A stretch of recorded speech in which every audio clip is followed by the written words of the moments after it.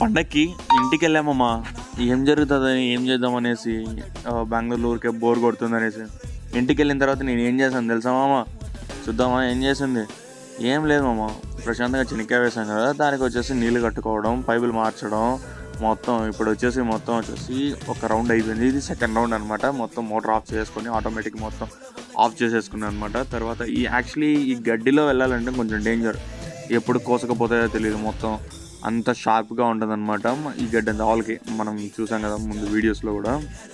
మొత్తం పైప్స్ వచ్చేసి మొత్తం అయితే చేంజ్ చేయాలన్నమాట. ఇదంతా మనము వేసిన చెనిక్కాయ ఇట్లా మొత్తం చూసుకుంటూ వేరే చోటుకి వెళ్ళేసి పైప్స్ మొత్తం అవన్నీ చేంజ్ చేశాను అనమాట.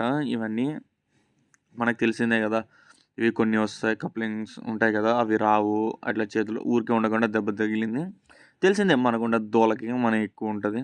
తర్వాత మొత్తం ఫిక్స్ చేసామన్నమాట. మీరు ఫిక్స్ చేసి మోటార్ అయితే వేసాను. మోటార్ వేసిన తర్వాత వాటర్ అయితే వస్తున్నాయన్నమాట. యాక్చువల్లీ మాకు కొంచెం వర్షాలు పడ్డాయి కాబట్టి మంచిగా నీళ్ళు అయితే వస్తున్నాయి బోర్లలో కూడా. అది కొంచెం ప్రాబ్లం అయితే ఉండదు.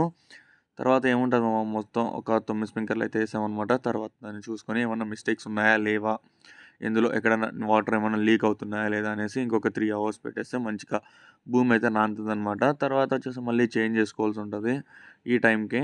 మొత్తం అన్నీ గుర్తున్నాయి చెక్ చేసిన దాని తర్వాత మళ్ళీ ఏముంది మమ్మ, ఇంకో రౌండ్ ఉంది. ఇంకో రౌండ్ ఏం లేదు మమ్మ, టైం అయింది కదా మమ్మ, ఆవులని ఇంటికి తోలకపోవాలి, పాలు పిండుకోవాలి కాబట్టి. ఇవి ఎంత ఏ టైంలో అయినా కూడా రానంటే రానే రావన్నమాట. ఒక్కొక్కటి అంతా తీయేస్తాయి.